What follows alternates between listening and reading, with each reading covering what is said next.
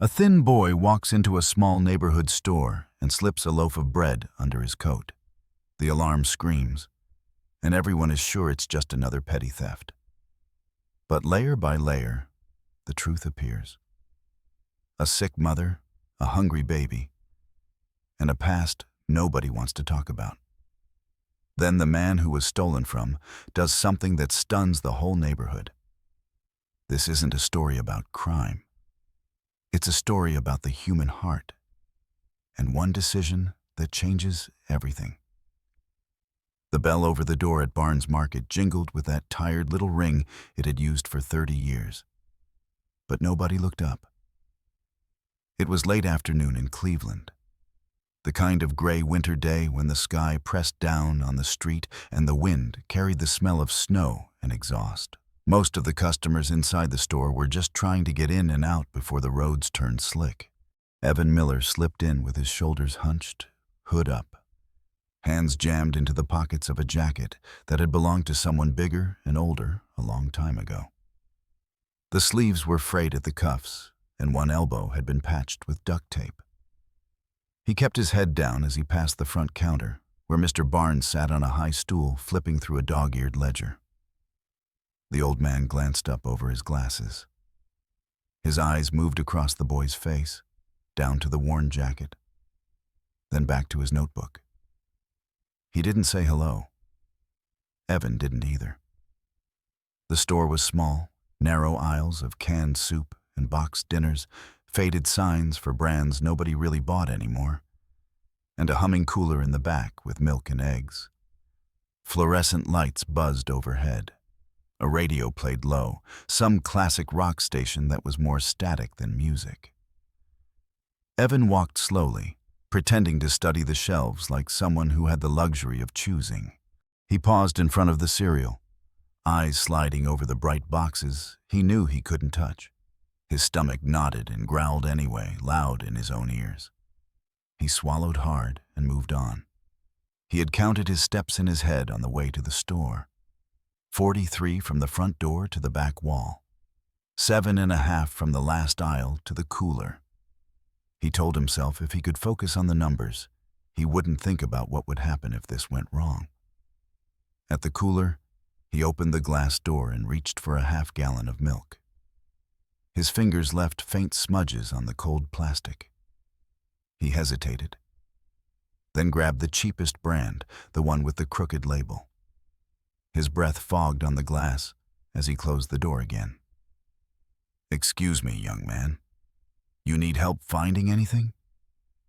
A voice behind him made him jump. He turned quickly. A woman in a thick-knit hat stood there, a basket in the crook of her arm, a carton of eggs, and a bag of potatoes inside. She smiled the way people smiled when they weren't really looking at you. "No, ma'am," Evan said, his voice cracking a little. "Just looking." She nodded and moved around him. He waited until she turned down the next aisle before he shifted the milk to his left hand and walked away from the cooler without putting it in a basket. The bread was on the opposite wall. He picked up a cheap loaf, felt the give of the soft slices under the thin plastic. The price tag was crooked on the shelf. $1.29. It might as well have been 20. He glanced back toward the front of the store. Mr. Barnes was still at the counter, but he wasn't looking at his ledger anymore. He was watching the aisle, chin propped on his hand. He didn't look suspicious. He didn't look friendly either, just tired. Evan forced himself to walk past the windows, where the late lights slanted in and turned everything a little yellow. Outside, a city bus rumbled by, brakes squealing, snow-spotted windows full of strangers with their own problems. He could see his reflection faintly in the glass, skinny, pale, older than 14 in all the wrong ways. He turned down the next aisle, out of the old man's direct line of sight. His heart beat so hard it felt like it might shake his ribs loose. His fingers tightened around the loaf of bread. He thought about going back, putting it all away, leaving the store, walking home with empty hands and some kind of excuse. He could tell his mother the shelves were empty. He could tell her the store was closed. He could tell her anything except the truth. There was food sitting on metal racks within arm's reach, and he didn't have a single dollar to his name. He pictured her face, pale and sweaty, when he'd left the apartment. How she'd tried to sit up on the couch and couldn't. How she'd whispered, "Don't worry, honey, I'm fine," while her lips trembled and her breath came short. He pictured the baby, red and angry, wailing in the crib because there was nothing left in the bottle. His jaw clenched. The decision was made. He pressed the loaf of bread flat against his chest, under the jacket, tucking it into the gap between his shirt and the torn lining. The plastic crinkled loud as gunfire in his ears. But nobody down the aisle turned. He waited, breath held, until the sound of the radio and the buzz of the lights settled back into place. Then he walked, slow and casual, toward the front. At the end of the aisle, he paused. The milk was still in his hand, open, obvious. He couldn't hide that and walk straight past the counter.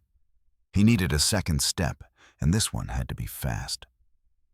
The candy display sat to the right of the register, a cluttered mess of chocolate bars and gum and little bags of nuts. On the left, a cardboard rack of discount magazines with headlines about diets and divorce. There was a narrow path between them, just enough room for a skinny kid to slip through. He shifted the milk, holding it against his side with his forearm, and reached into the pocket of his jeans. His fingers closed on the single coin he had, a dime he'd found on the stairwell that morning. He rolled it between his thumb and forefinger as he approached the counter. "Anything for you today?" Mr. Barnes asked, not bothering to get up from his stool. "Just looking," he muttered, keeping his eyes on the floor. He reached the candy display, took one more step, then let the dime drop. It hit the tile with a sharp metallic ring that echoed in the quiet store. Mr. Barnes's head turned automatically toward the sound. In that split second, Evan moved. He slid the milk up under his jacket on the opposite side from the bread, the cold carton pressing against his ribs. The jacket bulged awkwardly, but he yanked the zipper up halfway and straightened before the old man's gaze swung back. "You dropped something," Mr. Barnes said. Evan bent, scooped up the coin, and held it up between two fingers. "Got it," he said, trying to smile. He could feel the weight of the milk and bread pulling at his shoulders, the zipper threatening to split. "All right," the old man said slowly. His eyes lingered on the boy's jacket for a beat longer than felt safe. Then he went back to his ledger. Evan forced himself not to run. He walked, one foot in front of the other, toward the door. The bell seemed to stare at him, a little brass eye waiting to scream. His hand reached for the handle. The alarm went off before he touched it. It wasn't the bell. It was a shrill, electronic wail that cut through the air, high and hard and unrelenting. Evan flinched back like he'd been burned. A red light above the door strobed to life, flashing on and off, painting the store in angry color. "What the—" Mr. Barnes jerked up from his stool. Two customers froze in place. The woman in the knit hat clutched her basket tighter. A younger guy in a work jacket pulled out his phone, face lighting up with that familiar mix of fascination and disgust reserved for trouble that wasn't his. Evan's pulse exploded in his ears. His first instinct was to bolt, to shove the door open and run down the block until his lungs gave out. But his legs wouldn't move. He stood there, jacket zipped halfway, milk carton cold against his skin, as the alarm screamed on. "What do you have under that coat?" Mr. Barnes' voice boomed louder than Evan had ever heard it. The old man came around the counter, moving faster than someone his age had any right to. Evan opened his mouth, but no words came out. The younger guy with the phone said, "Damn, he's really trying to steal. Look at that." He angled his camera, recording it all. Mr. Barnes stopped a foot away from Evan, jaw clenched, eyes hard as steel. They were close enough that Evan could see the stubble on the old man's chin, the lines carved deep around his mouth. "Unzip it," Mr. Barnes said. Evan's fingers shook so badly he fumbled the zipper twice before he got it to move. The jacket opened, and the truth spilled out with it. The loaf of bread, smashed flat against his chest, and the half-gallon of milk wedged at his side. The woman in the knit hat gasped. The guy with the phone laughed under his breath. Somewhere near the back of the store, a little kid started crying. "You think this is some kind of game?" Mr. Barnes demanded. "You think you can just walk in here and take whatever you want?" Evan finally found his voice. It was small and hoarse. "I'm sorry." "Sorry?" The old man's eyes flashed. "Sorry doesn't pay for this. Sorry doesn't keep the lights on." The alarm kept shrieking. The red light kept pulsing.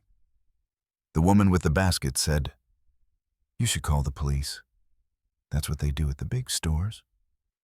"Yeah," the man with the phone added. "Teach 'em a lesson. Kids think they can get away with anything." Mr. Barnes didn't look at them. He kept his gaze on Evan, on the hollow cheeks, the dark circles under his eyes, the way his collarbones stuck out sharp under his skin. "How old are you?" he asked. 14, Evan whispered. The old man's jaw worked.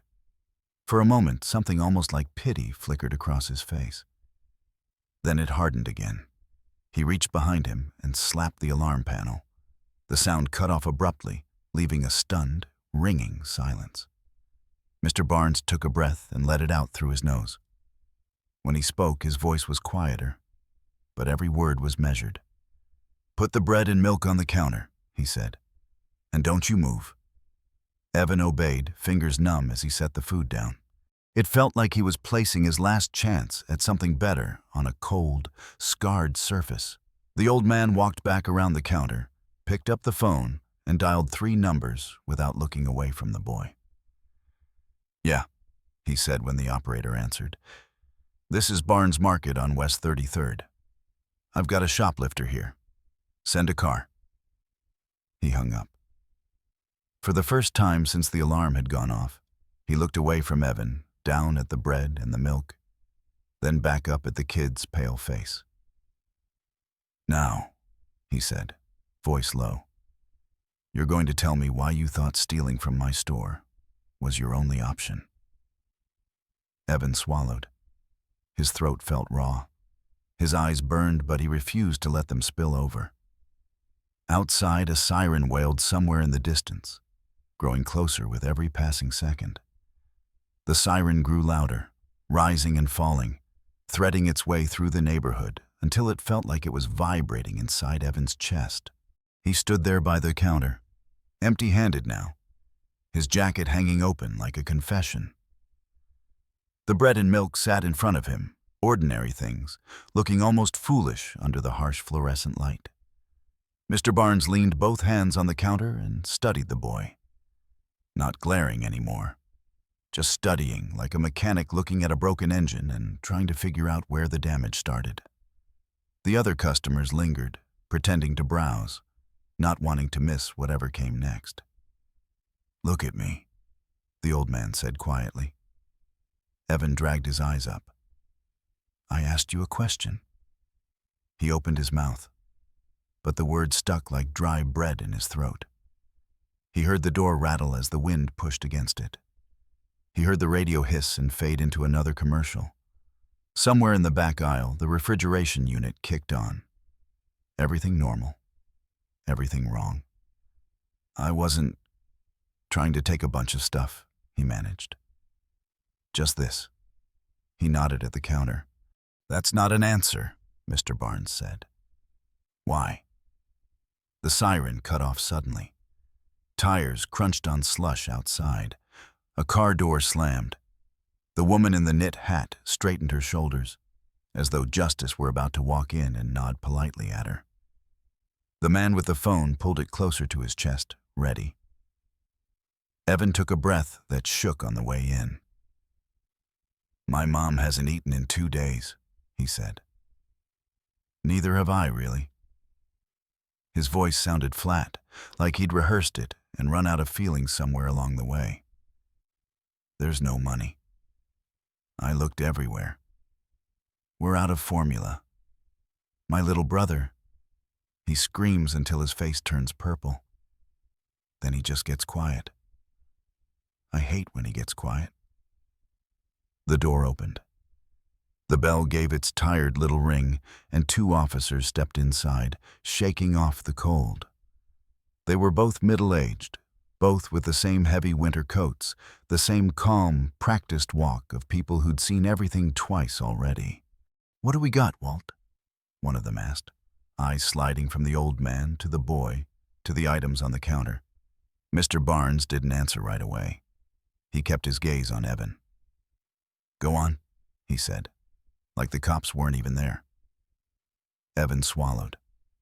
The presence of uniforms made the room feel smaller. "My mom works nights at the laundry," he said. "She got sick last week, fever. She kept going anyway because they said if she missed another shift, they'd replace her. Today she tried to stand up and just slid down the wall."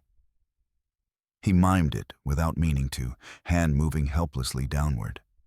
"I didn't know what to do. There isn't anyone else." The taller officer, badge reading KOWALSKI, shifted his weight and looked toward Mr. Barnes again. "You want a file?" The old man still didn't look away from the boy. "How long since you ate something?" he asked. "That wasn't from a vending machine or given to you by someone." Evan had to think about it. That was the worst part. "Yesterday morning," he said slowly. "Half a pack of crackers. Mom split them between us. She pretended she wasn't hungry." Kowalski's partner, a woman with short gray hair, let out a quiet breath through her nose. "Kid, you shouldn't be." Evan cut her off, not rude, just desperate. "I know I shouldn't steal. I know it's wrong. I didn't have anything else to trade for it. Not money, not time, nothing." His hands lifted and dropped, empty gestures from empty pockets. "I thought if I could get home fast, nobody would notice. I wasn't trying to hurt anybody." The man with the phone muttered, "Always got some story." But his voice didn't have much heat left in it. Mr. Barnes rubbed his jaw, the rough rasp of stubble loud in the quiet. He looked at the bread again, looked at the milk, looked at the way Evan's knees seemed ready to give out beneath him. "Sit," he said. He pointed to the stool at the end of the counter. "Before you fall over." Evan hesitated, as if worried it was a trick. Then he lowered himself onto the stool, every movement careful, embarrassed. He folded his hands in his lap to keep them from shaking. "Officer," Mr. Barnes said finally, turning toward the uniforms. "Give me a minute." Kowalski raised his eyebrows. "He admitted to taking it?" "I heard him. We have to." "No," the old man said, not loudly, but with a finality that made both officers stop. "You have to stand there for a minute while I decide what the right thing is, not just the easy thing." A silence settled over the store, thick and strange. The radio faded into some song from 30 years ago. Outside, a plow went past, scraping the street, spraying slush up against the curb. Mr. Barnes turned back to the boy. His voice softened, just a notch. "You got a father in the picture?" Evan shook his head. "Left last summer. Said he was going to find work out west. He called once from Indiana." He gave a small, humorless laugh. "I guess Indiana's not very far west." "You got neighbors?" "Lady downstairs," Evan said. "She watches out for us when she can. Has her own kids. Doesn't have food to spare." "You go to school?" "When I can. I've been staying home more lately. Someone has to hold the baby when Mom's coughing so bad she can't get up. The old man listened, eyes narrowed. Not suspicious now, but thoughtful. A puzzle, not a threat. The officer with the gray hair shifted again. "Barnes," she said gently, "we can take him down and process him, or we can write it up as a warning, but either way, something goes on record." Evan stared at the scratched counter and wished he could sink into it. He pictured his mother trying to get to her feet to come get him, failing, crying. He pictured the baby waking up hungry again. Shame pressed hard on him, heavier than the milk had been under his coat. He looked up finally. "I wasn't stealing because I wanted to," he said. Each word careful, like he was laying them down where they couldn't be misunderstood. "I was stealing because I didn't see another way." The old man closed his eyes for a second, as if the truth had weight and he needed to brace himself under it. When he opened them again, something had changed there. Something quiet and dangerous and unexpected. "All right," he said slowly. "That's enough for now." He reached for the bread, tore open the plastic with a practiced hand, and set 2 slices on a napkin. Then he took a paper cup, poured milk halfway, and slid both in front of the boy. "Eat," he said. "Then we'll talk." Evan stared at the food like it might disappear if he reached too fast. He looked toward the officers first, seeking permission he didn't really believe he deserved. They didn't say anything. So he lifted the bread and took a bite. Not big, not greedy. Just a bite. His jaw trembled as he chewed, like his body didn't quite trust what was happening. The milk followed, cold and shocking, and almost painful as it hit his empty stomach. Mr. Barnes straightened, old bones creaking. He turned to the officers. "Nobody's filing anything today," he said. "He doesn't leave, but he eats.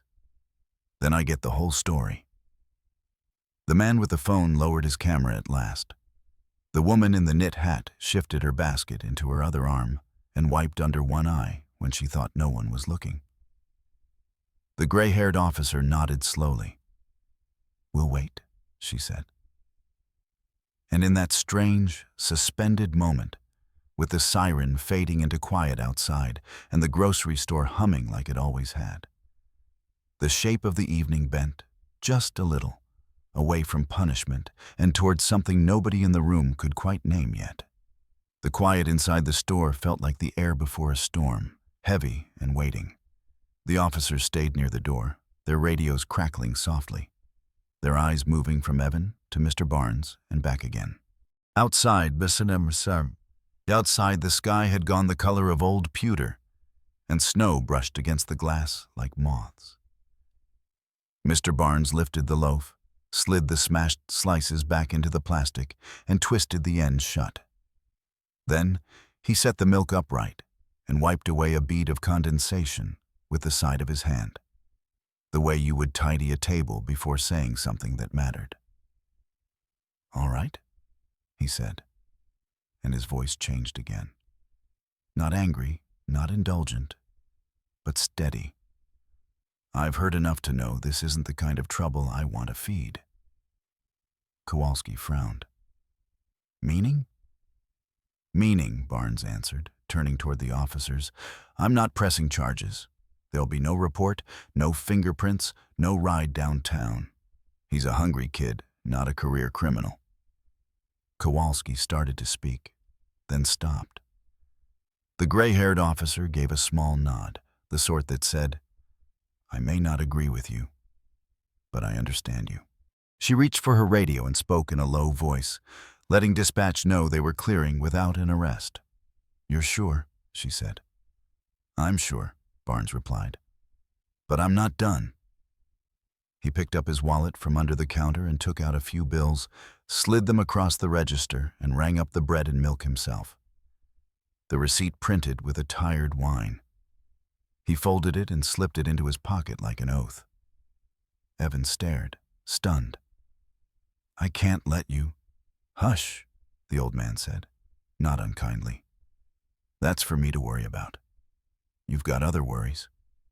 He turned back to the boy, tapping the counter lightly. Take the milk and put it back in your jacket. Not to steal it this time, just so it doesn't freeze on the way home. Then, almost as an afterthought, he added, and keep the jacket zipped. Evan did as he was told, clumsy with disbelief. Mr. Barnes looked toward the officers again. Give us a few minutes in the back. If you need to stay, stay. But I need privacy to talk to him like a human being, not a case number. The gray-haired officer leaned her shoulder against the canned goods display. We'll be right here. Barnes nodded once. Then he gestured to the narrow hallway that led to the storage room and the tiny office beyond. Come on, son. Evan hesitated, a flash of fear returning. Rooms in the back never meant anything good in his limited experience. Principals' offices, managers' offices, places where adults lowered their voices and raised their consequences. But there was something in the old man's tone, firm but not cruel, that nudged him forward. He slid off the stool and followed. The storage room smelled of cardboard and coffee, with stacks of boxes against the walls and a humming chest freezer breathing softly in the corner. A single bulb hung from a chain, casting a yellow cone of light that made the whole place feel smaller and warmer somehow. Mr. Barnes closed the door halfway, not enough to shut the officers out, just enough to give the space some dignity. He pulled out an old metal chair for Evan and took the crate of oranges for himself, using it like a stool. For a moment, he didn't speak. He just studied the boy's thin wrists, the shadows under his eyes, the way his shoulders folded in, like someone bracing against weather that never let up. You know, he said finally, there were days in my life when I stole too. Not food, gas, once or twice, tools. I told myself it was for the family, for work. Didn't make it right. Didn't make it easier either. Evan blinked, surprised. He didn't know what he'd expected. But it wasn't confession. The thing about stealing, Barnes went on, is it trains your mind to believe desperation is your only friend. Pretty soon you stop looking for any other answers. He tilted his head. I'm not going to let you learn that lesson on my watch. I said I'd work it off, Evan whispered. And I heard you, the old man answered. That tells me more about you than the bread and milk did. He leaned in, elbows on his knees. Here's what's going to happen. When we're done talking, I'm calling someone to check on your mother. Someone who knows what they're doing. You and I are going to walk this road the right way, even if it's longer than the wrong one. A knot loosened in Evan's chest that he hadn't even known was there. You don't have to do that for us. Barnes gave a dry, tired smile. Maybe I do. Footsteps sounded in the aisle outside. A customer coughed, and the radio murmured about weather advisories and school closings. The world went on, indifferent and ordinary, while this small, strange conversation unfolded between a boy who had nothing left to gamble and a man who had already lost too much. There's one more thing, Barnes said. His eyes hardened a fraction. This doesn't get to be a habit. Not with my store. Not with any store. You come through my door again with empty pockets and fear in your gut. You don't hide things under your coat. You look me in the eye and tell me. You understand? Yes, sir, Evan said quickly. Not because he was scared, but because the words carried weight and safety both. Good. The old man stood, his knees popping softly, and placed a hand on the boy's shoulder, not heavy, not claiming, just there. Let's go back out front. There's more to figure out than how to pay for groceries. They stepped into the light again. The officers straightened. The bell on the door tinkled as another customer came in, shaking snow from her hair. For a heartbeat, everything seemed terribly normal. And then, quietly, without any ceremony at all. The direction of the evening shifted, away from punishment, towards something that would surprise every single person who had been sure they knew how this story was supposed to end. They walked back toward the counter together. Mr. Barnes a half step ahead, Evan trailing, unsure if he should keep his eyes down or up or anywhere at all. The officers had relaxed their stance, hands off their belts. But they were still there. Reminders that this could have gone very differently, and still might, if the evening took one wrong turn. "All right," Mr. Barnes said, as if calling a meeting to order. "We're not done, but we're going to slow down." He reached under the counter and pulled out a small, battered thermos. He poured something into a paper cup and slid it toward Evan. "It's just soup," he said. "Chicken. It'll sit better than bread alone." Evan wrapped his fingers around the warm cup. His hands looked too small for everything they were carrying. The front door opened again. The bell clinked, and a burst of cold air swept through the store. A woman stepped in, shaking snow off her coat. The kind of coat people wear when they work outdoors a lot and don't have time to worry about fashion. She had dark hair pulled back tight, tired eyes, and a stethoscope hanging out of her pocket like she'd forgotten to put it away. She scanned the room quickly, reading it the way a doctor reads a chart. Bread, milk, a scared boy, 2 officers, an old grocer with his jaw set. She didn't panic. She just moved. "Walter," she said, nodding at Kowalski, "I got your text." The officer gave a small shrug. "Figured you were closest, and you know these folks." Evan stiffened. "Who is she?" The woman offered a gentle smile. "I'm Dr. Laura Hayes. I work at the clinic 2 blocks over. I don't bite." Her voice had that calm, steady music doctors use with people who have been pushed too far already. "Who's your mom?" He told her, and something flickered in her eyes. Recognition, maybe worry, maybe both. "She's been there," Dr. Hayes said quietly to Mr. Barnes. "Couple times. Flu, bronchitis. She always leaves too soon. No insurance, no time." "She's home right now," Evan said, the words tumbling out. "She couldn't get up. She was burning up. I didn't know what else to—" Dr. Hayes lifted a hand. "You did something. That counts. Can you take me there?" Evan looked at Mr. Barnes like a defendant asking a judge if he could step away from the table. Barnes nodded. "We'll go, but not alone." He reached under the counter again and pulled out a key ring, the metal jingling softly. Then he looked to the officers. "You mind following behind?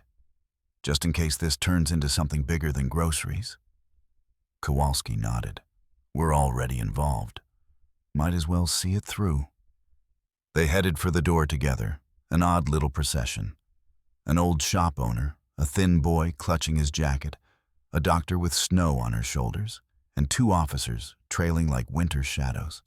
The street outside was quiet, the snow falling harder now, softening the edges of everything. Evan walked quickly, head bent, hands shoved into his pockets as if he might hold the world steady by gripping it himself. Their building rose up gray and tired at the corner. Brick stained by time, windows patched with plastic in places. The entry buzzer hanging crooked and useless beside the door. Evan fumbled with the latch and pushed it open. The stairs creaked as they climbed. On the 2nd floor, someone's television played too loud. On the 3rd, the hallway smelled faintly of bleach and fried onions. Evan stopped at a door with peeling paint and the number 3B worn halfway off. He hesitated, then turned the knob. Inside, the air was thick and warm. Too warm. A baby cried, sharp and thin, from the corner. The small living room looked like someone had fought a quiet war in it. Blankets on the floor, a chair tipped slightly, pill bottles and a glass of water on the coffee table. On the couch, Evan's mother lay on her side, one hand tucked under her cheek like she'd meant to rest just for a minute and forgot to wake up. Her face was flushed. Sweat dampened the hair at her temples. "Mom?" Evan crossed the room in 3 steps. "Mom, I'm back." She stirred, tried to open her eyes, then coughed. Deep, rattling, painful. Dr. Hayes was already there, kneeling beside the couch, fingers on the woman's wrist, the back of her hand against her forehead. "Fever," the doctor murmured. "And dehydrated." She looked up at Evan. "How long has she been like this?" "Since yesterday," he said. "Maybe longer. She kept saying she was fine. She always says that." The baby's cries sharpened. Mr. Barnes moved toward the crib, awkward and gentle, like a man handling something breakable he hadn't touched in years. He rocked it slightly, murmuring nonsense sounds that could have come from any decade. Dr. Hayes took out her phone. "She needs to go in," she said. "Tonight. I'm calling an ambulance. Pneumonia at least. Maybe more." Evan's throat closed. "We can't pay." She met his eyes. "We'll deal with that when she's breathing easier. One problem at a time." The officer stepped back, giving space. Kowalski's partner spoke quietly into her radio, giving the address. Outside, a siren started up again, closer now. But this one sounded different. Not like punishment, more like rescue. Mr. Barnes stood still, his hand on the crib rail, his face gone oddly soft. Maybe he saw something only he could see. Some old memory that had crept back in with the smell of sickness and fear. He took a slow breath and let it out. "This," he said quietly, almost to himself, "is what was really going on." Evan looked at him, then at the doctor, then back to his mother. And for the first time since the alarm screamed in the store, the boy felt something that wasn't fear or shame. It was relief. Thin and trembling, like the first bit of warm air that sneaks under a winter door. But tucked inside that relief, whether anyone knew it yet or not, was the beginning of something else entirely. Something that would turn this night into a story the whole neighborhood would still be talking about, long after the snow melted. The paramedics moved with the quiet speed of people who lived in the space between panic and procedure. They took Evan's mother's temperature, slid an oxygen mask over her face, lifted her carefully to the stretcher. Evan stood out of the way, because everyone seemed to know exactly where to stand, except him. "Ride with us," Dr. Hayes said, one hand on the stretcher rail. "She'll want to see you when she wakes up more." Evan glanced at the baby, then at Mr. Barnes. "I can't leave him alone." "I'll stay," the shop owner said. "For a while, anyway. I've watched worse kids than this." He gave the baby a small, awkward smile. "What's his name?" "Jacob," Evan said. The name came out thick. Saying it made the whole situation feel even more real. "All right," Mr. Barnes said. "Jacob and I will hold down the fort. You go with your mother. We'll sort the rest later." Kowalski spoke up. "We'll stay here until the ambulance pulls out. Then follow it in. Paperwork, you know." He managed a half-hearted smile. "We don't just vanish like TV cops." Evan touched his mother's hand before they wheeled her out. It was hot and dry, fingers limp in his. "I'm right here," he whispered, though she didn't open her eyes. "I'll be right behind you." He followed the stretcher down the stairs, one hand on the railing. At the bottom, he looked back once. Mr. Barnes was standing in the doorway of 3B, with Jacob in his arms, holding the baby like something precious and unfamiliar. The old man gave Evan a firm nod, as if to say, "Go on. I've got this part." The ambulance doors closed with a heavy thump. Evan climbed into the front seat beside the driver because the back was full of machines and people doing things that mattered. The siren came on. softer somehow from inside the cab, more like a warning to the city than a threat to him. The streets blurred by in streaks of gray and red and snow. At the hospital, everything became forms and questions and waiting room chairs that squeaked. Dr. Hayes stayed long enough to get his mother admitted, then had to go back to her shift. "I'll check on her again," she promised. "You have my card. Call if they don't explain things."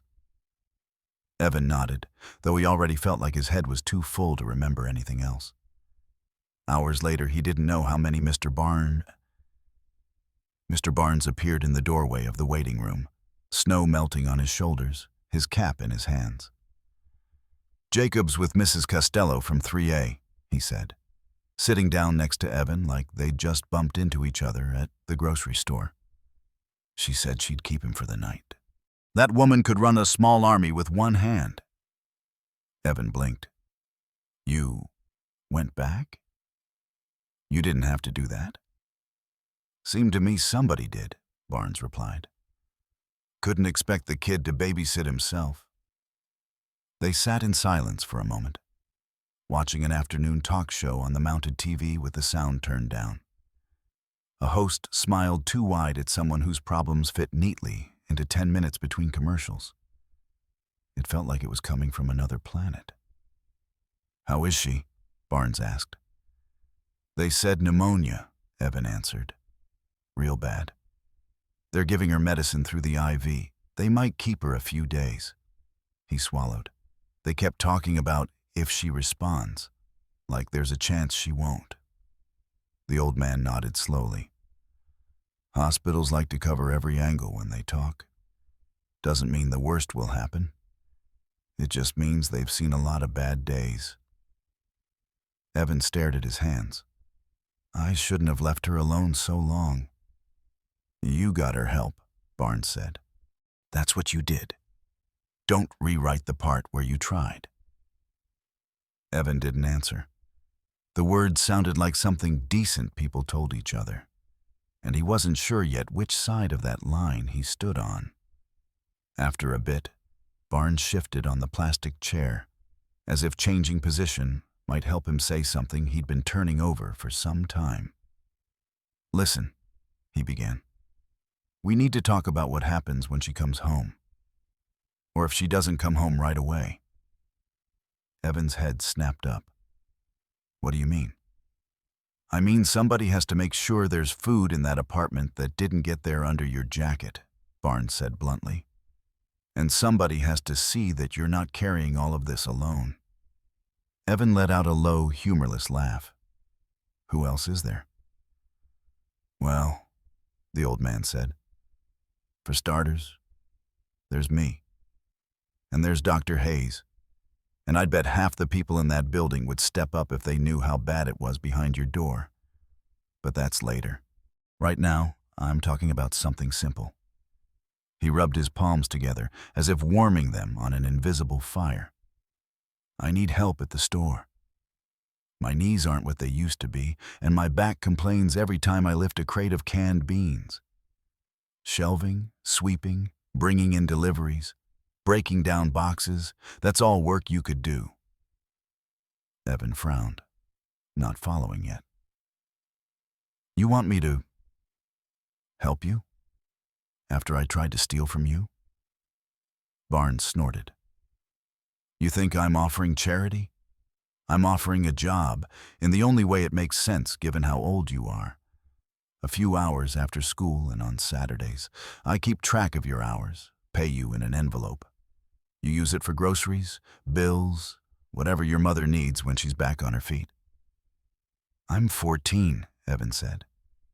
"Is that even legal?" "It can be," Barnes replied. "There are rules. I can talk to one of those folks at the youth employment office. I'm not talking about putting you on a 12-hour shift, son. I'm talking about a little work done right. Not under the table, not sneaking. That's part of the deal." He paused there, letting the words sink in. "The other part of the deal is this. You don't steal. Not from me, not from anyone. You hungry? You tell me. You're short on something? You tell me. You scared? You tell somebody. You don't tuck it under your coat and hope the alarm doesn't go off. You understand? Evan felt something twist inside him. Pride, shame, gratitude, all tangled up. Why? He asked finally. Why would you do that for me? Barnes was quiet for a long moment. The TV flickered blue light across his lined face. Because somebody should have done it for someone I once knew, he said at last. And no one did. I won't make that mistake twice. Evan studied him, wanting to ask more, but there was a look in the old man's eyes that said now was not the time to pry at old wounds. You don't owe me, Evan said. That's where you're wrong, Barnes replied gently. We owe each other. That's how neighborhoods survive. That's how people survive. Evan thought of Jacob's tiny fingers curling around his thumb. Thought of his mother's cracked lips whispering, I'm fine, when she could barely breathe. Thought of the alarm screaming above the door and the way everyone had looked at him, like he was already lost. What if I mess it up? He asked, the words small and honest. Then you show up the next day and do better, Barnes said. But there's one thing you don't get to mess up. What's that? The promise, the old man said. His eyes were steady. No more stealing. Not for food, not for anything. Not as long as you and I both have breath and that market stays open. If I find out you went back to that old habit, the deal's off and you're on your own again. I don't do second chances more than once. Evan swallowed. The idea of having someone to disappoint again was almost as frightening as the idea of having no one at all. But the offer sat there between them, solid and real. I won't break it, he said quietly. I don't want to be that person. Barnes nodded, slow and final. Then we'll start when your mother's stable. One thing at a time, remember? For the first time in hours, Evan felt his shoulders drop an inch. It wasn't relief exactly, and it certainly wasn't joy, but it was something like a foothold on a cliff he'd been sliding down for too long. A nurse appeared in the doorway, looking from one to the other. You're with Ms. Miller? She asked Evan. He stood up so fast the chair squeaked.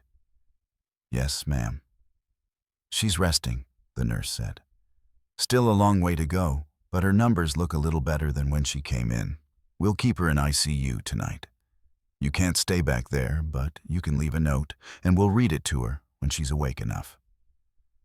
Evan nodded, throat tight. Barnes pushed himself to his feet too. Go write your note, he said. Then we'll walk back. I've got a list in my head already of things that need doing. What about the store? Evan asked. The store will survive one evening without me, the old man said. Besides, rumor travels faster than any car in that neighborhood. By tomorrow morning, half the block will know I walked a kid to the hospital instead of calling a squad car. Business will be up or down because of it. I'll deal with whichever it is. An odd look passed over his face, half worry, half acceptance. Either way, son, people are going to talk. That's out of our hands now. He didn't know then that someone in the waiting room had recognized him, had quietly filmed the old man sitting beside the thin boy in the battered jacket, had posted it with a caption that would spread faster than the first alarm ever had. For the moment, there were only two things in front of them, a white sheet of hospital paper waiting for a few hopeful words, and a promise, spoken softly in a plastic chair, that neither of them quite understood yet. But both of them knew mattered more than anything else they'd said all day. By the next morning, the snow had crusted into a thin, hard shell, the kind that crackles under boots and turns the sidewalks into pale glass. Evan woke in a straight-backed chair beside Jacob's crib in Mrs. Costello's apartment, the smell of coffee and baby powder drifting through the air. For a moment, he didn't remember where he was. Then it all came back. The store, the alarm, his mother's hand slipping from his, the ambulance doors closing like a sentence. He checked on Jacob, tucked the blanket back around him, and thanked the old woman again until she shooed him out with a wave of her hand and a "Go, go, the world won't wait." He headed to the market with a knot in his stomach, afraid the promise of the night before would evaporate like breath in winter air. It hadn't. The bell above Barnes Market rang as he stepped in. The store was busier than usual, people moving slow and curious down the aisles. Conversations fell quiet when he walked past, then picked up again in a low buzz. A few faces softened when they saw him. A few tightened, mouths pinched, minds made up. Mr. Barnes stood behind the counter, sleeves rolled up, pencil tucked behind one ear. He looked like he'd been there since dawn. When he spotted Evan, he gave a single nod, not dramatic, not sentimental, just the kind of nod a man gives when the thing he hoped for actually happened. "You're on time," he said. "That's the first half of any job." Evan let out a breath he hadn't realized he'd been holding. "Mom's still in ICU," he said. "They said the meds are working." "Good," Barnes replied. "We'll take working for now." Then he leaned in a little. "Today, we keep this place running. That's what we do when life is crooked. We straighten what's in front of us." He set Evan to breaking down boxes in the back, the safe kind of work that used hands and quieted thoughts. The cardboard gave under the pressure of his palms with a soft ripping sound that was almost soothing. He worked until his shoulders warmed, until the buzzing in his head settled into a steady hum. That peace didn't last. Near lunchtime, the doorbell jangled too many times in quick succession. A small crowd collected by the counter. Voices sharpened. Someone said, "That's him."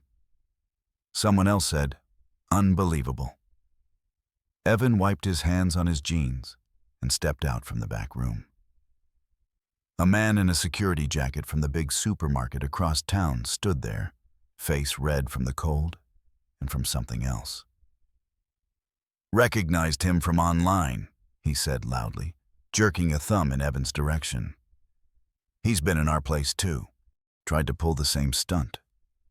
People ought to know who they're dealing with." Murmurs rolled through the store like a low tide.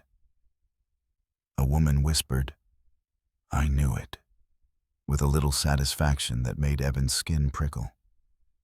He felt the old shame rise again, hot and fast, his ribs tightening like the jacket that day at the door.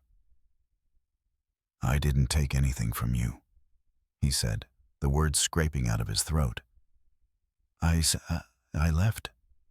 "Sure you did," the guard snorted. "Kids like you always got a story." Mr. Barnes' eyes narrowed, not angry yet, assessing. "You have proof," he said. Not a question, a requirement. The guard slammed a small tablet down on the counter. "Footage," he said, "from last week. Look." He hit play. For a second, the screen flickered snow from the security camera aisles, shoppers, bright artificial light. Then there was Evan, thinner somehow than he looked now, hovering at the end of an aisle by the discount rack. He picked up a dented can, turned it over, put it back. He stared at a sign advertising day-old bread, and then, after too long, turned away empty-handed. The video showed him walking out, shoulders hunched, hands in pockets. Nothing more. Barnes watched it twice. Then he pushed the tablet back, slow and controlled. "Your evidence," he said evenly, "shows a hungry kid walking through a store." "That's it." The guard opened his mouth, then closed it again, some of the heat draining from his face. Around them the mood shifted, first confusion, then embarrassment. Then that uneasy, collective turning people do when they realize they've been too eager to believe the worst. The woman who had whispered, "I knew it," set her basket down like it had gotten too heavy. "I'm sorry, kid," she said, not quite meeting Evan's eyes. That video online made it look, well, you know how people are. Evan didn't trust his own voice, so he nodded once and looked at the floor. The tile had a crack running through it he'd never noticed before. The bell rang again. This time it wasn't a guard or a neighbor. It was a reporter with a thin scarf and a thicker notebook. Behind her, a young man held a camera, the red record light bright and unapologetic. "Mr. Barnes?" she asked. "I'm with Channel 9. We'd like a comment." "About what?" he said, though he already knew. She held up her phone. On the screen was a picture of him in the hospital waiting room next to Evan, the caption loud, even with the volume off. "Small-town grocer shows mercy to teen thief." The comments scrolled faster than she could catch them. Applause hands, angry faces, long arguments in short sentences. Evan's heart dropped. He hadn't imagined it would spread like this. He was just a boy who had run out of options, not a headline. Barnes took off his glasses and polished them on his sleeve, buying himself a second.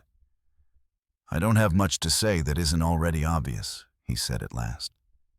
"He was hungry. He stole. I stopped him. Then I listened. That's the whole story." The reporter tilted her head. "Some people are calling you a hero.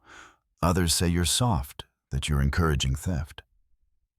The old man's face changed, not hardening exactly, but settling into lines that had been there long before this day. "Anybody who's lived long enough knows life isn't neat enough for those kinds of labels," he said. "I did what I could live with, that's all." She studied him for a beat, then asked the question she really wanted. "Was there something personal in your decision? Something from your past?" The store seemed to shrink around them. Evan looked up. The guard took a small step backward. Even the coolers seemed to hum more quietly. Mr. Barnes rested his hands flat on the counter. For a few seconds he said nothing at all. Then he took a slow breath. 30 years ago, he said, I had a boy about his age." The words fell into the room like a dropped plate. "He was thin, like this one," Barnes went on, his voice steady but far away now. "Too proud to say when he was hungry. Too ashamed to admit when we were broke. One winter we lost the house, and pride kept us from knocking on doors. He got sick. We were late getting him to help." He paused, the sentence going soft at the edges. "We didn't get a second chance." The room held still. The reporter lowered her notebook without realizing it. The camera light blinked on, then off, forgotten. "I can't fix everything I wish I could," Barnes said, eyes on some point past all of them. Then he focused on Evan again, clear and present. "But I can choose, when I see the same storm gathering, not to turn my back and say it's none of my business." He cleared his throat and looked at the reporter. "You print that if you like, or don't.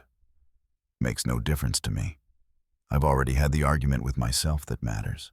Evan stood there with the cardboard dust still on his hands and felt something shift deep inside him. A weight he hadn't known belonged to someone else as well. The suspicion in the room had melted. In its place was something quieter and heavier. Grief, respect, a recognition of how long pain could live in a man's bones. Out on the sidewalk, a small group had gathered, faces pressed to the glass, drawn by the cameras and the talk. Inside, by the register, an old truth had finally stepped into the light. And with it came the understanding that nothing about this story was going to slip quietly back into the shadows again. By the end of the week, everybody on the block had a version of the story, and not two of them matched. At the diner on the corner, a couple of old-timers nursed their coffee and argued about it between bites of toast. One swore the boy had pulled a knife. Another said Mr. Barnes had written off half the store for him. At the bar across the street, someone claimed the kid was part of a gang running a scam on small businesses. Nobody had seen a gang, but it made a good line to lean on over beer. The truth was simpler and messier, and it lived in the middle of all that talk like a quiet thing refusing to shout. Channel 9 ran the story on Thursday night. They used the picture from the hospital waiting room, the one with Evan hunched forward and Mr. Barnes sitting beside him. One hand resting near the boy's arm, not touching but close enough.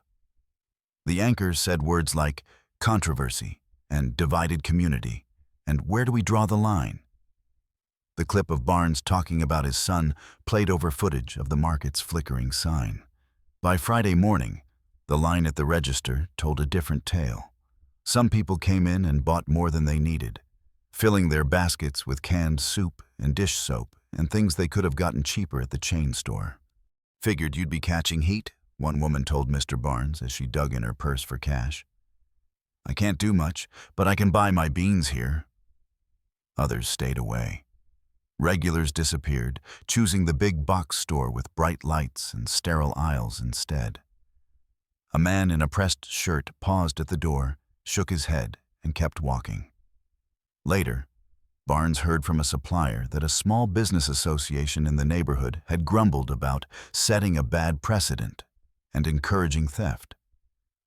Evan felt all of it like weather on his skin.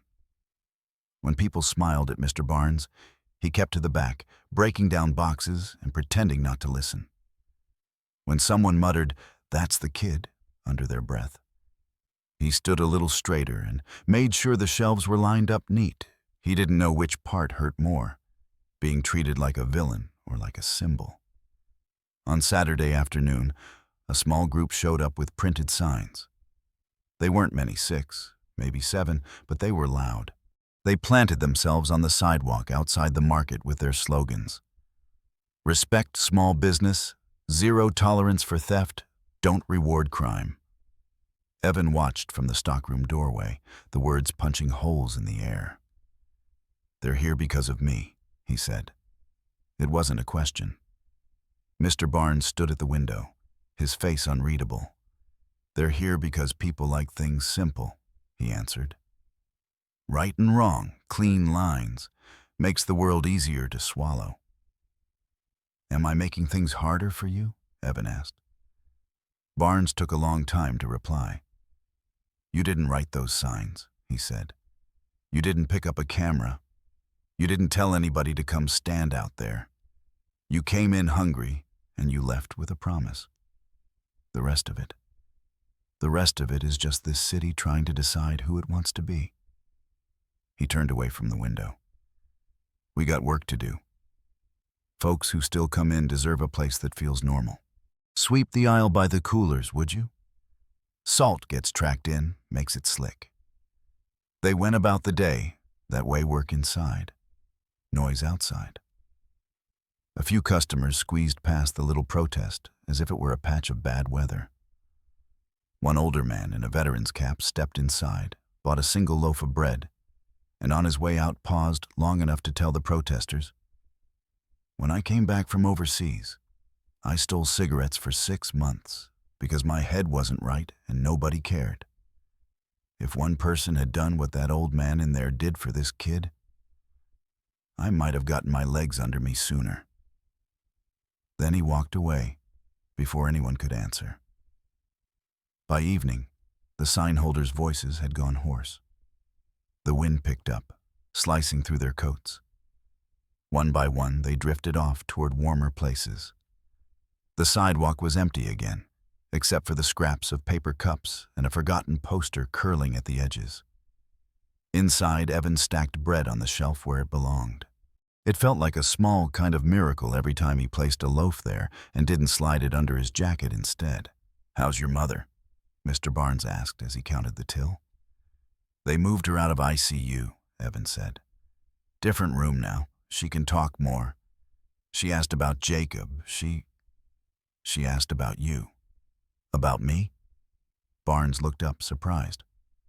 "She wanted to know why a man who barely knows us was sitting in that waiting room," Evan said.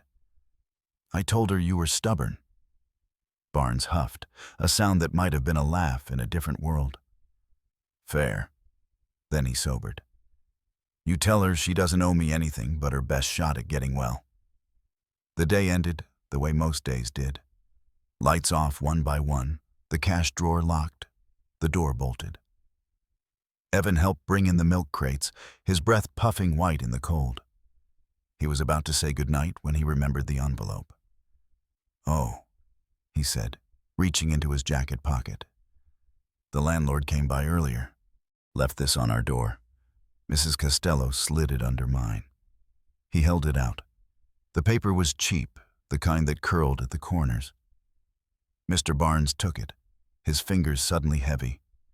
He didn't open it right away. You didn't live 6 decades in a neighborhood like this without learning the weight of envelopes. "Do you want me to?" Evan started. "I'll read it," Barnes said quietly. "Sit down a minute." They sat at the little table by the window, the store lit only by the exit sign and the glow from the street lamp outside. Barnes unfolded the paper with the care of a man unwrapping a fragile thing. His eyes moved across the page once, twice. The lines around his mouth deepened. "What does it say?" Evan asked, though a cold part of him already knew. "Notice of termination of tenancy," Barnes read, each word like a stone. "Effective in 30 days. Failure to pay rent. Outstanding balance. Intent to pursue legal action if premises not vacated." He let the paper fall to the table, the official language landing with a dull finality. Evan stared at it. The words blurred, then snapped back into focus. 30 days. Premises vacated. Legal action. He'd heard those phrases before, on television, in other people's stories. He'd never seen them addressed to him. "They can't throw us out while she's in the hospital," he said, grasping for something solid. "Can they?" "They can try," Barnes said, "and they will. Men who own buildings like that don't lose sleep over who's sick in which apartment. They see numbers." Evan's chest tightened. "We don't have anywhere else to go." For a moment, the boy looked every bit his age, too small for his clothes, too tired for his bones. A kid caught between a mother in a hospital bed and a piece of paper telling him the walls around his life were about to move. Mr. Barnes reached out and smoothed the letter flat again, as if pressing it might change it. It didn't. "All right," he said softly, more to himself than to Evan. "So that's the next storm." He folded the notice carefully and slid it back into the envelope. "We'll talk to a legal aid clinic. We'll talk to the doctor. We'll talk to anyone who'll listen. But whatever happens, you hear me? You are not walking these halls with your pockets turned inside out, trying to steal your way out of this. That promise still stands." Evan nodded, but his face had gone distant, eyes unfocused, like someone standing on a shoreline watching a wave too big to outrun roll toward him. Outside, the neighborhood settled into its uneasy sleep. Somewhere, a television replayed the news piece about the merciful grocer and the boy who stole to survive. Somewhere else, a landlord stacked rent notices like poker chips. In the darkened market, under the hum of the exit sign, an old man sat across from a boy and stared at a single sheet of paper that threatened to undo what little security they'd managed to stitch together. He didn't say it out loud, not yet. Not even to himself, but in that moment. With the eviction notice between them and the echo of protest signs still hanging in the air, Mr. Barnes began to understand just how far he was willing to go, to make sure one more kid on his block didn't learn that the only way to survive was to steal. The letter stayed on the table all night, a quiet threat. Even after they locked up and parted ways, it sat there in Mr. Barnes' mind like a stone in his shoe. He went home, made himself a cup of tea he didn't drink, and stared at the wall where an old photograph used to hang. Then he took down his coat again and went back out into the cold. By Sunday morning, the market felt smaller than usual. Evan came in with circles under his eyes and a politeness that had gone past manners and straight into caution. "I can work longer today," he said. "School doesn't start back until Tuesday." Mr. Barnes nodded. "We'll see what the day asks of us." They worked side by side for a while in silence. They stocked shelves, counted eggs, straightened labels that didn't need straightening. The normal work of a small store, the 1,000 little tasks that keep the world from looking as messy as it feels. Around midday, the bell rang, and Dr. Hayes stepped in, brushing snow from her shoulders. "Your mother's breathing easier," she told Evan. "They're adjusting her medication, but she's out of the woods for now." A breath left his body like someone had opened a valve. "Thank you." "Don't thank me," she said gently. "Thank the fact that you didn't pretend everything was fine 1 minute longer than you already had." She started to leave, then hesitated. "I heard about the notice," she said quietly to Mr. Barnes. "We have social workers at the hospital who can help, but it's not always fast or fair." "I know," he said. "I've met Fair. Doesn't always live in this neighborhood." When she left, the store door shut with a soft thud, and something inside him settled. He'd already made his decision. Her words just confirmed there wasn't going to be an easier way. He took off his apron. "Come on," he said to Evan. "Grab your coat." The boy frowned. "Where are we going?" "Across town," Barnes said. "We've got a meeting with a man who thinks paper is more important than people." They rode the bus through the gray afternoon, past frozen playgrounds, boarded-up shops, and Christmas lights, still hanging on porches long past their season. Evan held the envelope in his lap like a fragile thing. The landlord's office sat above a check-cashing place, the hallway smelling faintly of stale air freshener and old carpet. A receptionist looked up, bored, and told them to wait. They did, 10 minutes, 15, while voices behind a closed door rose and fell. Finally, a man with a tight tie and a loose smile appeared. "Mr. Miller," he said, glancing at Evan as if measuring the cost of him.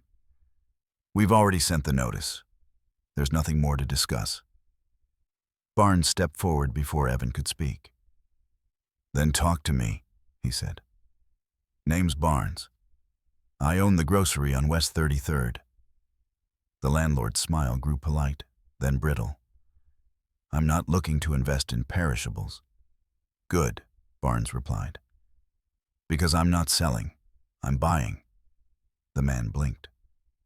"Buying what?" "The building," Barnes said calmly. "Yours? The one you're about to push a sick woman and 2 kids out of."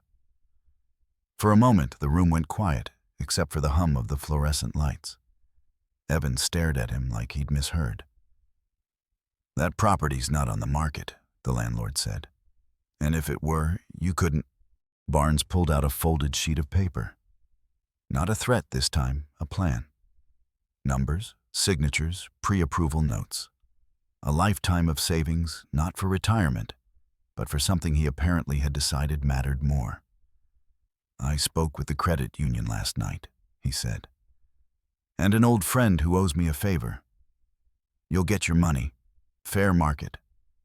Maybe a touch more to sweeten your pride. But it comes with a condition." The landlord snorted. "You don't get to make conditions." "I do if you want the extra," Barnes said mildly. "You sell to me, and every current tenant gets to stay through winter. No court, no notices. We reset. If someone's 3 months behind, we figure it out." He held the man's gaze. "You sign, or I call Channel 9 and let them see how the other side of this story looks." The landlord hesitated.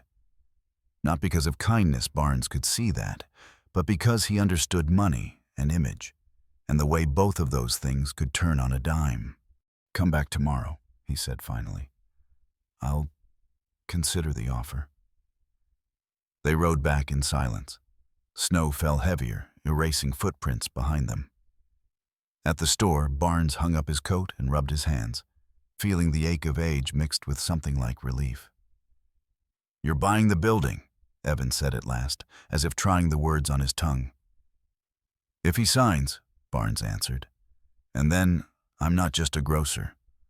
I'm a man with a whole lot of responsibility and very little room to complain." "Why?" Evan asked, barely breathing the word.